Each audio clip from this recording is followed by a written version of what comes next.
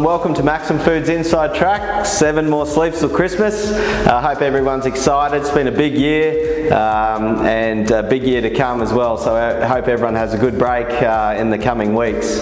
Let's have a look to see what's happening in the dairy industry. Having a look at whole milk powder, so we saw our first negative result of 2.9% last night since mid-October, so on a really bullish run over the last 2 months on whole milk powder, led by Chinese demand of course. We do see some congestion with international shipping, meaning that there is some stock building up in China, which may have resulted in that negative result and that ease in demand. Also in the last bullish run, we have seen a lot of people stocking up for Chinese New Year, which obviously has died off a little bit now.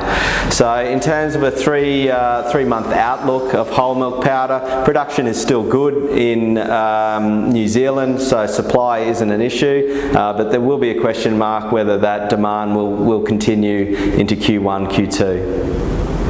Having a look at skim, if you look across the globe, in the US, non-fat is still quite robust in demand, so pricing is holding up.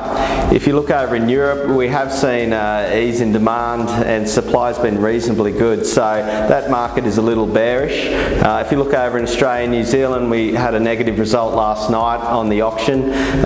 It's been a tricky one to pick over the last back half of this year. Since August, we've seen quite a volatile skim market, but you would have to predict, similar to whole milk powder, supply will be reasonable in Q1, so it'll just be a question mark on whether that demand holds up globally. One would think that it might look a bit of a bearish outlook.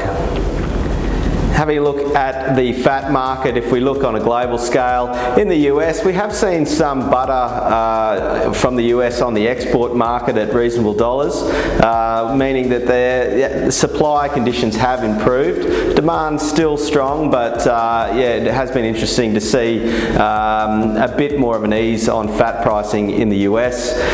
If you look over in the EU, as we've spoken of, especially in the last 3 months, some astronomical pricing there, but conditions have eased, so that demand has eased off obviously at those higher prices. Going over to Australia and New Zealand, Australian cream has been extremely hard to come by in the last 6 weeks, so we have seen Australian fat pricing increase, and then on the GDT we've seen New Zealand fat pricing ease off, especially AMF last night. A lot more volume put on the GDT has meant that sentiment has eased off a bit on fats. Having a look at whey powder, so if we're looking at sweet whey powder, not a lot of news out of there. Things are quite evenly matched in supply and demand, and pricing quite stable.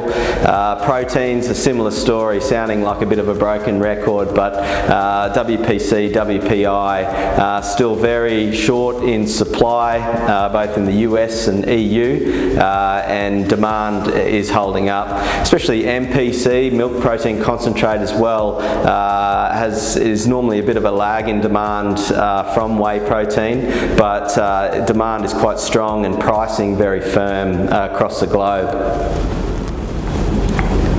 Having a look at cheese, so on the US side of things, plenty more volume recently on the export market of US cheese, putting pressure on global pricing. We saw a slight decrease in the GDT last night for New Zealand cheddar. In the EU we see some bearish conditions as well. So it's been an improved year for cheddar, definitely for Australia and New Zealand. Some good demand and a lot higher prices than last year. Will we see that continue in Q1? I hope so, but we will see with a bit more volume from the US on the export market, we may see some continued downward pressure. Thanks very much for listening to today's Inside Track.